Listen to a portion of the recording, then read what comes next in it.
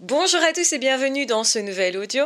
J'ai envie de rebondir sur un commentaire, en tout cas sur une petite partie du commentaire, qui dit que si certaines personnes disent avoir des dons paranormaux, c'est certainement parce que ces personnes-là ont des besoins égotiques, narcissiques derrière. Je trouve que c'est intéressant comme point de vue.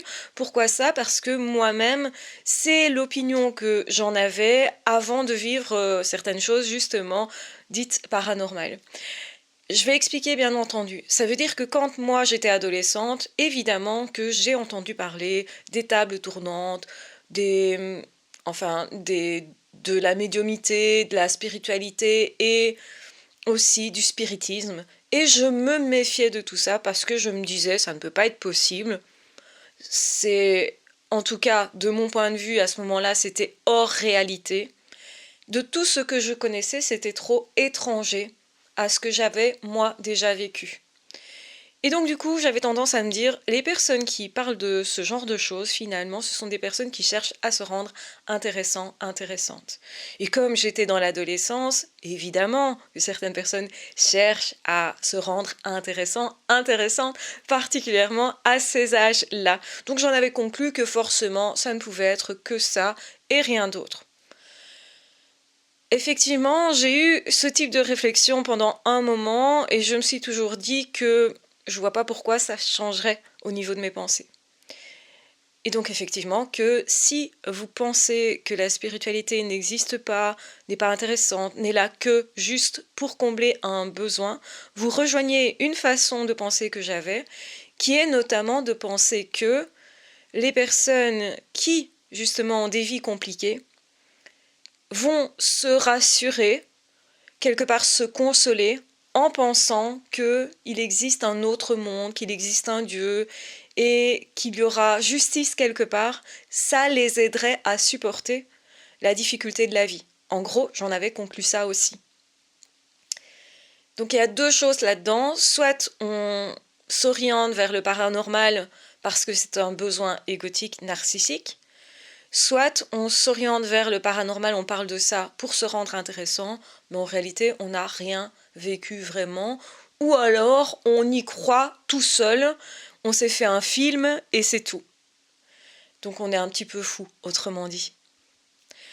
Évidemment, il y a certainement encore d'autres façons d'interpréter la chose et de se dire pourquoi est-ce que le paranormal existe, pourquoi est-ce qu'il y a autant maintenant de vigueur dans le paranormal actuellement, pourquoi ça reprend, pourquoi ça sort de l'ombre, je dirais moi, parce que pendant longtemps, je n'ai pas osé en parler, parce que j'ai longtemps pensé que j'étais la seule à m'intéresser à ce sujet-là, et que les autres n'y voyaient aucun intérêt.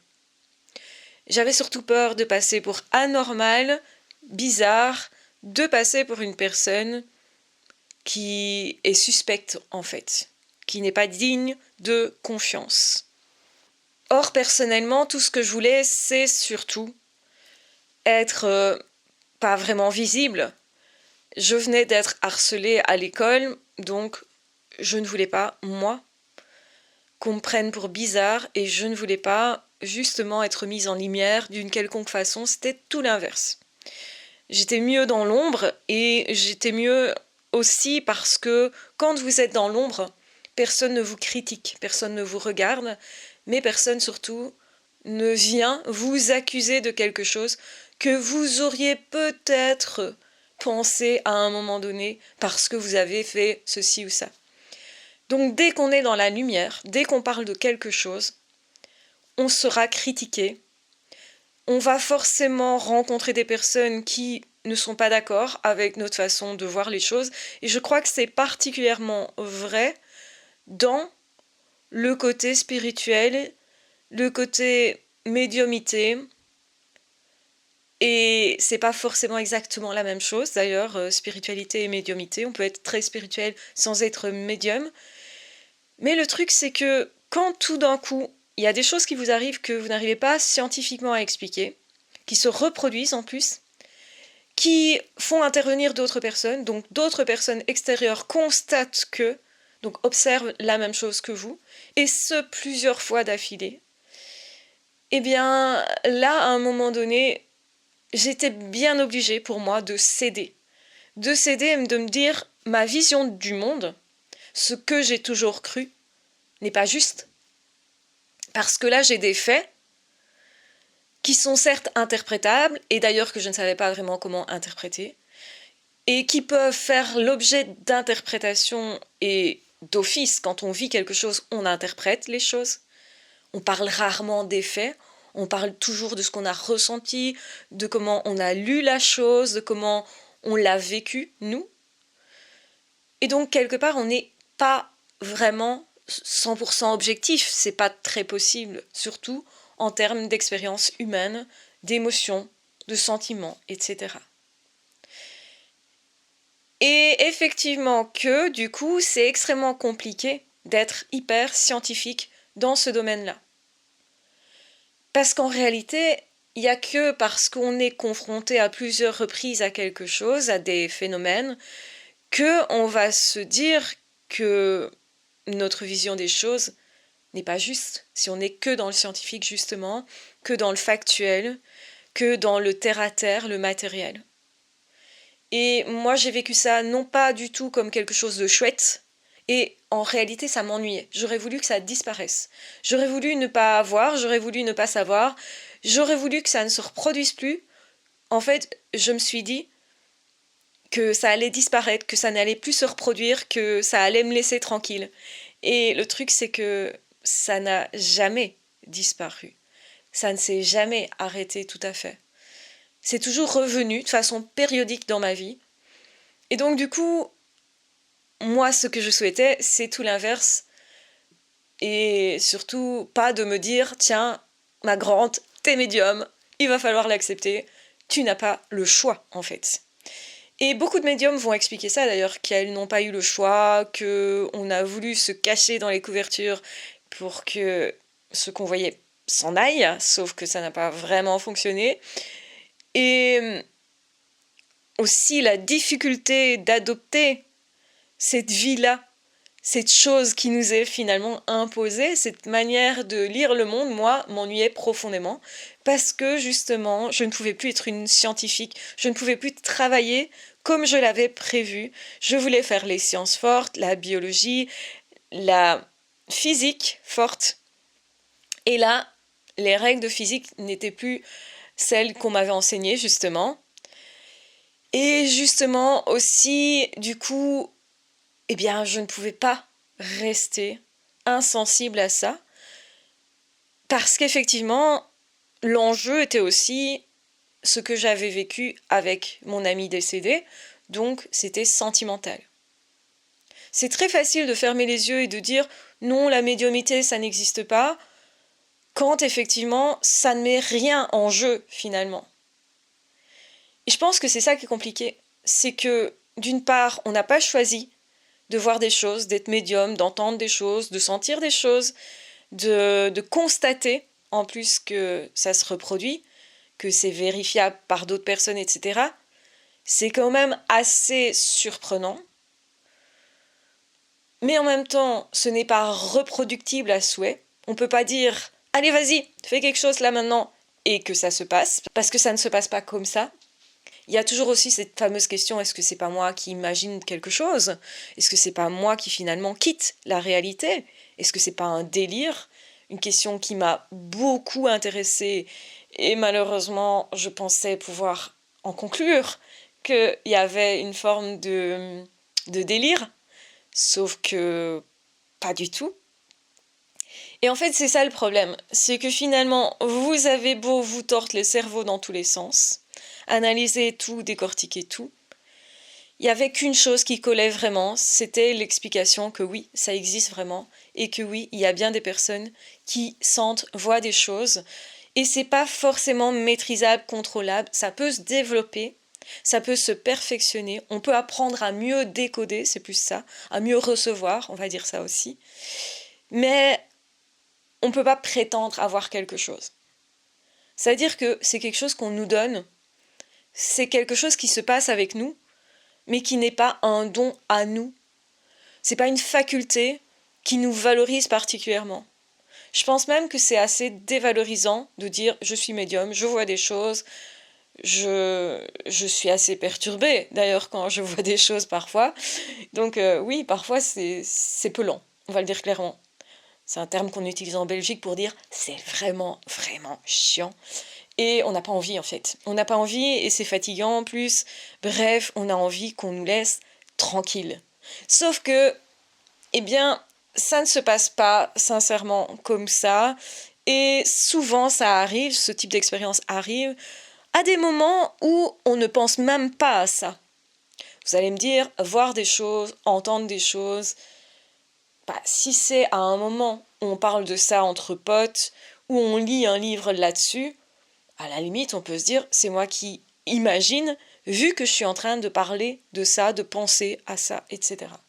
Mais quand vous êtes en train de faire un examen de mathématiques, vous êtes hyper concentré pour avoir vos points, et qu'il vous arrive un truc, c'est pas vraiment ce qui était prévu. En fait, souvent, c'est pas ce qui était prévu. Et justement, le truc c'est ça, c'est que si c'était juste un besoin égotique qu'ont les médiums, et donc qu'ils auraient juste besoin de briller d'une certaine façon, je pense qu'il y a bien des façons plus simples de briller, moins compliquées, parce qu'on vous regarde comme une bête de foire et parce que c'est absolument pas agréable. C'est équivalent au fait de dire qu'on est surdoué, en fait. On n'a pas choisi et on n'a pas trop envie de le dire. Ben, médium, c'est la même chose. On ne l'a pas choisi et on n'a pas trop envie de le dire. Mais à certains moments, on se dit, ça serait peut-être bien d'en parler parce que les personnes qui le sont et qui pensent qu'ils sont seuls à vivre ça sont quand même vachement en douleur et en peine, du coup. Et finalement, certainement, on a aussi un peu l'obligation d'en faire quelque chose. Parce que moi, personnellement en tout cas, j'aime bien ce qui est utile. Et donc, ça m'ennuierait d'avoir eu à subir certaines choses, parce qu'il y a aussi ça, et de ne rien en faire, en fait. Donc, du coup, si j'ai eu envie de partager, en tout cas certaines choses, parce que pour l'instant, je vais pas encore très loin dans ce que j'ai vécu, etc., parce que c'est aussi mon jardin très secret, on va dire ça, eh bien, il y a effectivement derrière ça une peur de passer pour quelqu'un qui fabule. En fait, c'est toujours compliqué, je pense, de savoir si une personne, ce qu'elle raconte dans ce vécu-là, si c'est vraiment ce qu'elle a vécu. J'ai un peu cette tendance à rester sceptique, malgré ce que je vis moi, malgré le fait que j'y crois moi-même. Je suis quand même une grande sceptique, parce que j'ai toujours peur qu'on me raconte des histoires. Donc j'ai du mal quand quelqu'un m'explique quelque chose qu'il aurait vécu, parce que c'est pas un truc que j'ai vécu moi-même. J'ai un peu tendance à être comme saint Thomas, c'est-à-dire de croire uniquement ce que j'ai vu moi, entendu moi, et ce que j'ai pu vivre plusieurs fois dans plein de circonstances, avec plein de personnes, etc. Et c'est ça qui est compliqué, c'est parfois de faire la distinction entre une personne qui vous raconte une histoire qu'il aurait entendue, qu'il a déformée, et qu'il va raconter pour se rendre intéressant, parce qu'il y a des personnes comme ça. Et d'autres personnes qui le font parce qu'ils ont vécu quelque chose qu'ils ont besoin, eux, de partager, parce qu'humainement parlant, on a souvent besoin de partager, surtout quand c'est très sentimental, quand ça vous prend aux tripes, quand vous avez vécu quelque chose qui, justement, impacte profondément et autant que ça, parce que ce n'est pas un petit truc qui passe dans votre vie et que vous n'auriez plus à, en fait, à gérer plus tard. Vivre ce type d'expérience transforme complètement votre vision des choses, votre vie. Mais il y a toujours des expériences, par exemple, que vous allez en fait avoir du mal à décoder, à interpréter. Et c'est pour ça qu'il faut faire la distinction entre ce que j'ai comme fait réel et ce que j'interprète. Et dans l'interprétation, il y a toujours une déformation. Donc pour moi, il y a toujours une déformation aussi, par exemple, dans les écritures. Il y a toujours un fond de vérité dans plein de choses qui sont transmises, dans les croyances, etc. Mais certainement, ça a été déformé par le pouvoir. On sait très bien que l'Église égale le pouvoir, jadis. que c'est équivalent à l'état actuellement et que c'est peut-être pas fiable à cause de ça. Je ne dis pas qu'il n'y a rien à aller chercher dans les églises ou dans les religions. Je dis juste qu'effectivement, il y a eu interprétation et déformation de façon à ce que, certainement, ça aide certaines personnes à acquérir le pouvoir et à le conserver. Et que donc, tant qu'il y a un jeu de pouvoir quelque part, on peut se dire que c'est pas très sain. À partir du moment, effectivement, où une personne va en faire son métier, il y a peut-être aussi un besoin derrière, effectivement, et donc cette personne pourrait peut-être plus facilement inventer des choses ou combler, on va dire, quand il se passe rien, combler le don en se disant qu'il se passe quelque chose. Je pense qu'il y a eu beaucoup de médiums dans le passé qui ont été amenés finalement à donner des résultats qu'ils n'avaient pas. C'est-à-dire qu'on ne peut pas vivre tout le temps ce type d'expérience-là. On ne peut pas être tout le temps en connexion avec l'autre monde. Je pense qu'on doit aussi vivre notre vie matérielle. On est là pour ça. Et que effectivement, moi personnellement, comment je me positionne par rapport à tout ça, c'est de me dire, oui, il y a des charlatans, oui, il y a des personnes qui essayent de briller par là, qui veulent se rendre intéressants, parce que ça devient à nouveau un sujet de mode. Donc effectivement, il y aura forcément des personnes qui vont raconter des histoires. Il y a des personnes qui aiment aussi le sensationnel et qui n'imaginent même pas que ça puisse être vécu réellement par d'autres personnes. Et je pense qu'il y a des personnes qui sont aussi dans la fantaisie, qui se nourrissent un peu de ce type d'histoire parce qu'ils aiment avoir peur généralement. Et moi, je n'aime pas trop ce folklore. Je déteste les émissions où on vous met une musique qui vous fait peur alors qu'il ne se passe absolument rien. Et qui, justement, sert un petit peu comme dans les films à tenir en haleine et à raconter une histoire qui doit être absolument passionnante, hein, alors que parfois c'est extrêmement banal ce qu'on peut vivre aussi à ce niveau-là. Donc effectivement que les films vont mettre en scène le sensationnel, le compliqué aussi, donc ce qui fait peur, etc. Ce qui est difficile à gérer, parce que le but c'est que la personne soit en haleine tout le long du film, qu'elle en redemande, que effectivement il y ait de l'intrigue, qu'il se passe des choses qui sont impressionnantes, etc., etc.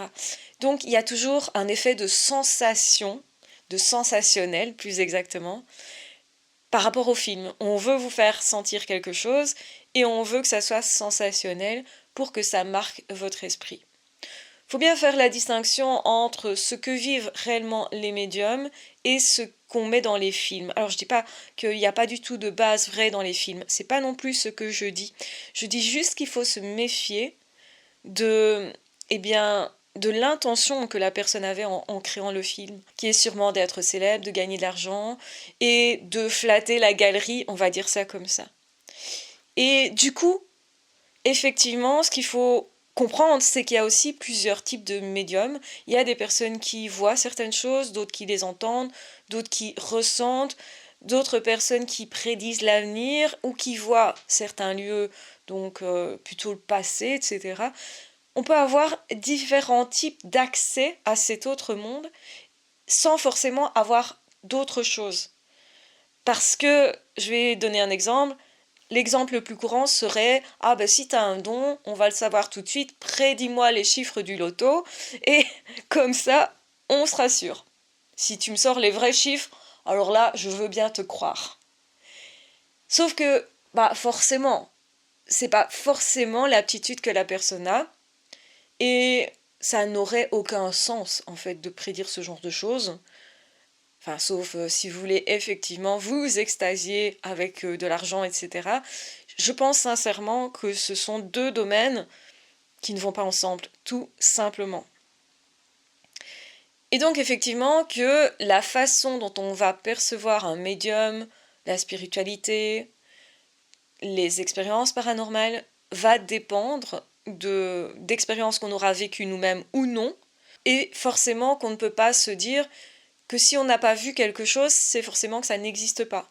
Si moi je vis en Belgique, et vous le savez, en Belgique il fait froid, il y a de la pluie, il y a du vent, il y a de la neige en hiver souvent, et ben j'ai mis le temps à avoir un vrai palmier.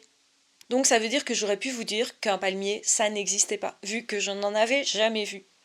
Et donc je me méfie aussi des gens qui vont dire bah ça n'existe pas, de façon très tranchée, parce que eux n'en ont jamais vu, n'ont pas vécu quelque chose à ce niveau-là.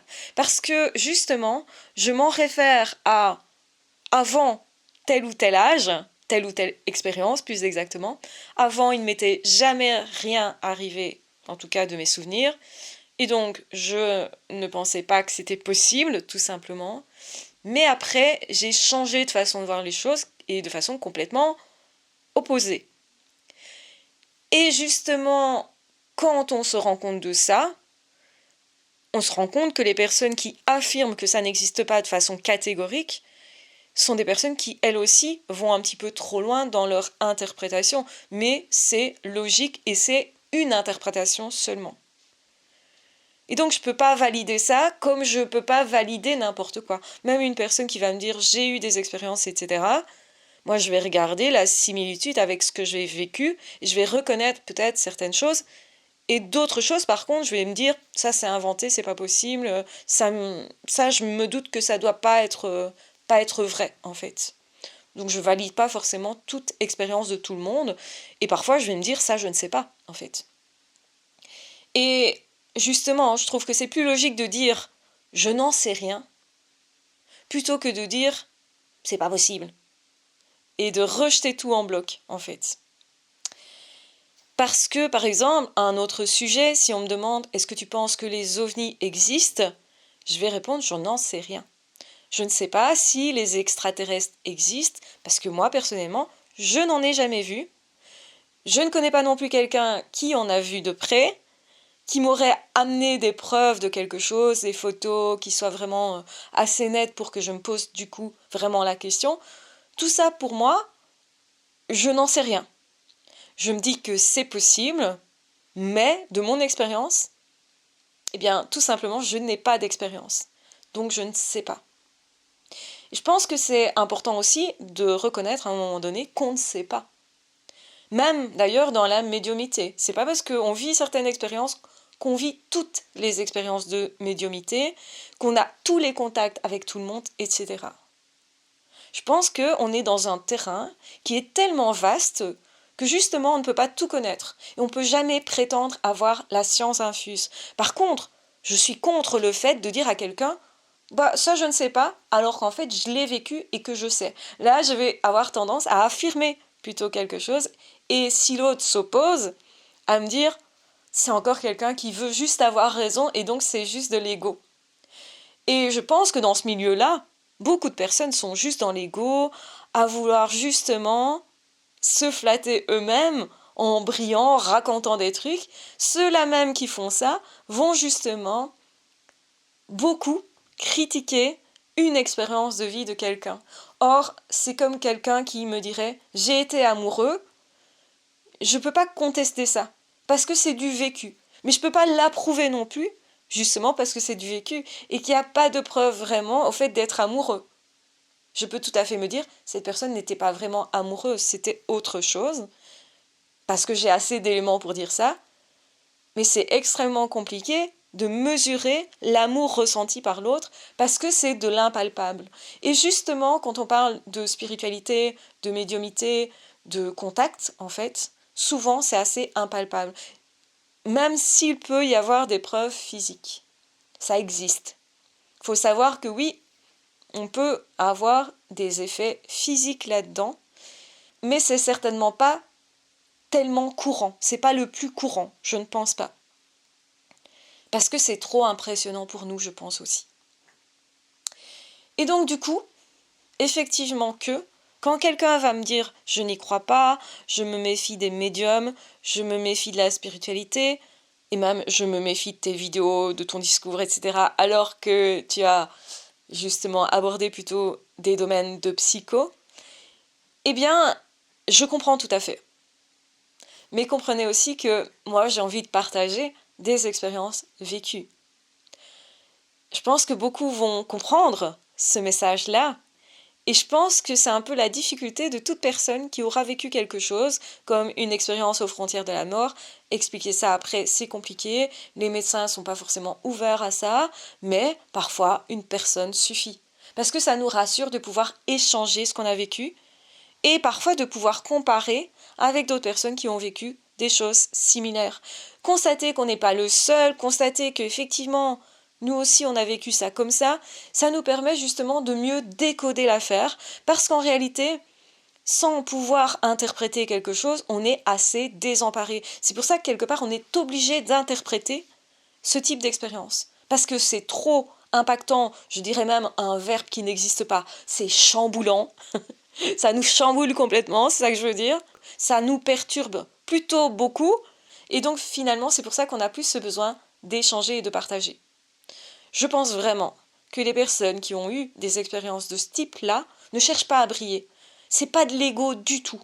Généralement, il n'y a même pas d'ego à ce niveau-là parce qu'on se dit si je raconte ça, en fait, je raconte ma vulnérabilité. Et c'est précisément à ce moment-là qu'il n'y a aucun ego.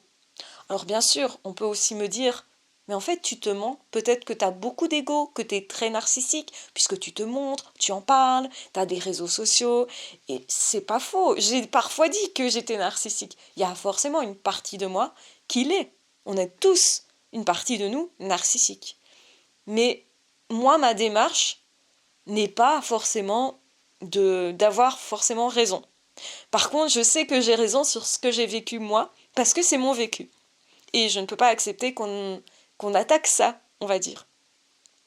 Donc ce que je demande, c'est évidemment beaucoup de respect et de l'échange simplement, et de comprendre que c'est normal qu'il y ait des sceptiques dans ce domaine-là, que je ne peux que comprendre puisque je l'ai été profondément, et que j'étais persuadée que j'avais raison, mais que le but de partager ces vidéos ou ces commentaires, c'est certainement pas de vouloir avoir raison, parce que finalement, c'est assez petit, quoi, de vouloir juste avoir raison.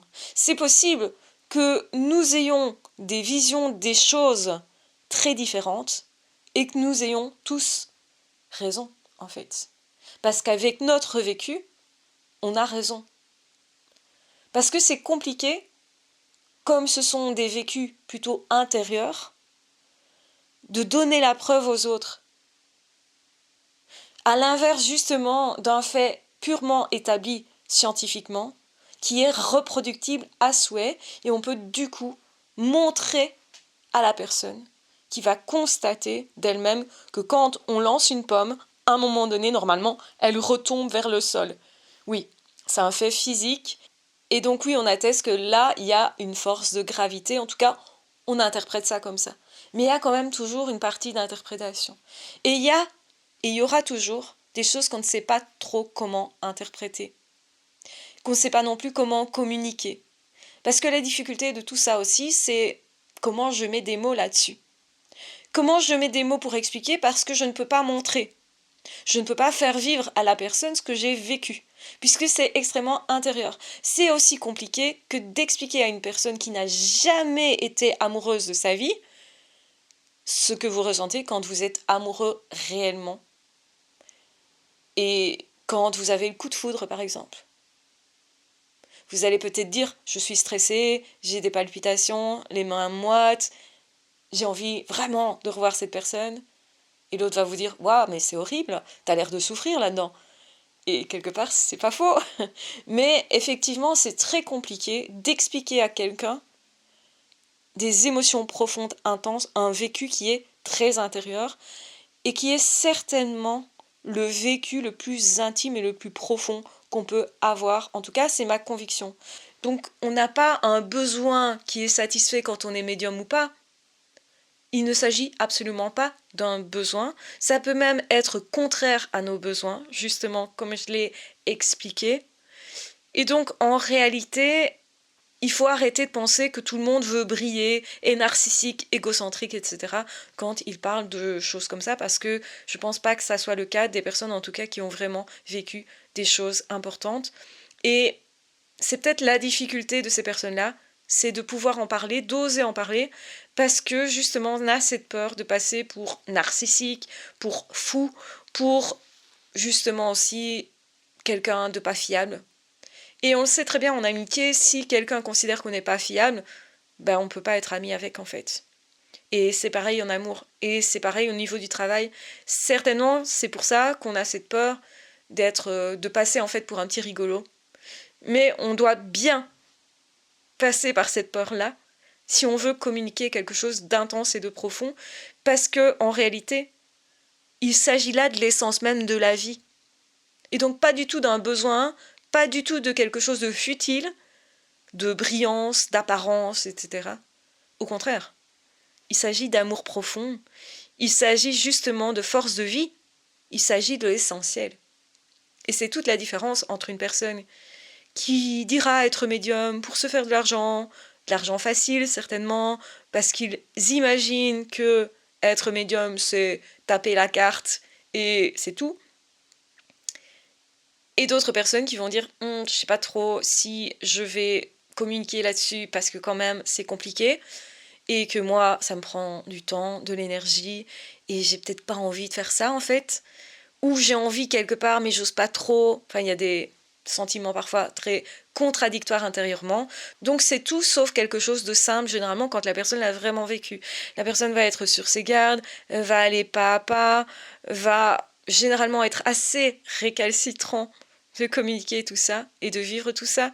Les médiums qui le sont maintenant et qui acceptent de pratiquer, souvent, ils se sont sentis contraints, ils se sont sentis dans une impasse dans leur vie, ils ont senti qu'ils ne pouvaient pas être heureux s'ils ne faisaient pas ça, et donc quelque part, ils se sont dit, bon, j'ai pas le choix, sinon ça va encore s'accentuer, et aussi parce que, justement, vivre ce genre de choses, c'est pas simple. Quand vous avez par exemple un colocataire en plus chez vous, vous croyez que c'est gay, vous croyez que c'est gay de voir des personnes en plus dans la rue, de ressentir des choses tout d'un coup dans une pièce parce qu'il s'est passé quelque chose de particulier, de voir une dispute qui vient de se produire et d'entrer comme ça d'un coup dans l'intimité des gens, c'est quand même particulier et c'est pas forcément de tout repos. Si vous croyez que c'est chouette, c'est peut-être parce que vous êtes resté bloqué sur des films ou vous vous dites regarder un film avec ça, c'est trop chouette, c'est trop fun, ça m'excite, ça me fait peur, etc. J'aime bien me faire peur, etc. Et ben ça, c'est un peu le mauvais côté, je dirais, de tout ça en fait, de la médiumité, de la spiritualité, du spiritisme, diront d'autres personnes. Effectivement que je pense qu'il y a aussi des très mauvais côtés à ça et qu'il faut se méfier, mais à la juste place des personnes qui effectivement n'ont aucun don, n'ont fait que choisir ça parce que ils savaient pas quoi faire d'autre de leur vie, on va dire ça. Et effectivement, ces personnes-là, pour moi, n'ont rien à faire dans ce domaine-là. Et il y en a forcément, peut-être même plus que des vrais médiums, tout simplement. Donc voilà, simplement ce que j'ai à dire de ça. Simplement ce que j'ai à dire de ça, c'est que, on va tous à tâtons dans ce domaine-là. Donc une personne qui va affirmer qu'elle connaît tout dans ce domaine-là, que quand vous dites un truc, cette personne affirme « Ah non, ça c'est sûr, c'est pas vrai, c'est pas comme ça que ça se passe, ou ci ou là », méfiez-vous, parce que je pense pas qu'on puisse vraiment établir des connaissances tellement carrées, en fait. Parce que même si on vit quelque chose, nous, on peut pas dire que ça n'existe pas parce qu'on n'a jamais vu un palmier. Et en Belgique, je vous dis pas le nombre de personnes qui n'auraient jamais vu un palmier et qui diraient ça n'existe pas, vous savez, un truc comme ça avec des feuilles qui retombent comme ça, vous rigolez ou quoi? Non, nous ici on a des sapins, ça ressemble pas, et donc du coup un arbre c'est ça. Voilà, c'est une façon d'avoir l'esprit un peu arrêté, mais on peut dire aussi que c'est vachement pratique et que quelque part j'envie les gens qui ont des vies assez simples et pratiques et qui n'ont pas besoin de se casser la tête avec ce genre de choses parce que parfois c'est vraiment compliqué. Et voilà un petit peu ce que je voulais vous partager. J'espère en tout cas que ça aidera quelqu'un ou que simplement vous allez vous dire tiens, je ne voyais pas la chose comme ça, ou simplement vous allez vous dire ok, mais je reste très sceptique et parfois vous aurez franchement raison. Restez sceptique, faites ce que vous voulez de ça parce que on ne peut pas vous convaincre dans ce domaine-là, et ce n'est même pas le rôle des médiums, ce n'est même pas le rôle d'une personne qui aurait vécu des choses. Je pense pas que ça soit vraiment son rôle, sauf si quelque part vous-même, vous auriez envie de savoir ce que vivent ces personnes-là, parce que vous-même, vous avez des questions à l'intérieur de vous que vous n'osez pas poser, et une façon justement de se rassurer soi sur ce qu'on a vécu, c'est parfois aussi d'écouter les autres qui ont vécu d'autres choses, parce qu'on vise le partage et l'échange, et j'espère que vous avez bien compris que cette chaîne va servir à ça principalement, même si en réalité je sais même pas vraiment où je vais avec cette chaîne, je vous avoue, et on verra, point. C'est pas grave. Donc voilà, je vous embrasse bien fort, je vous aime très fort, prenez bien soin de vous, et de toute façon, l'important c'est d'être heureux dans la vie, d'aller bien, et de suivre son chemin tel qu'il se présente. Et peut-être qu'il y a des gens qui ne doivent rien vivre au niveau spiritualité, médiumnité, etc. Et d'autres qui, au contraire, vont être surpris par ça au courant de leur vie, que ce soit tôt ou tard, peu importe. Il n'y a rien à comparer là-dedans. Et surtout pas à comparer des personnes qui seraient plus douées que d'autres dans ce domaine-là. C'est absolument ridicule. Voilà, je vous embrasse bien fort, je vous aime très fort, prenez bien soin de vous, et on se retrouvera très vite dans d'autres audios ou dans d'autres vidéos. Ah, ciao, bye bye.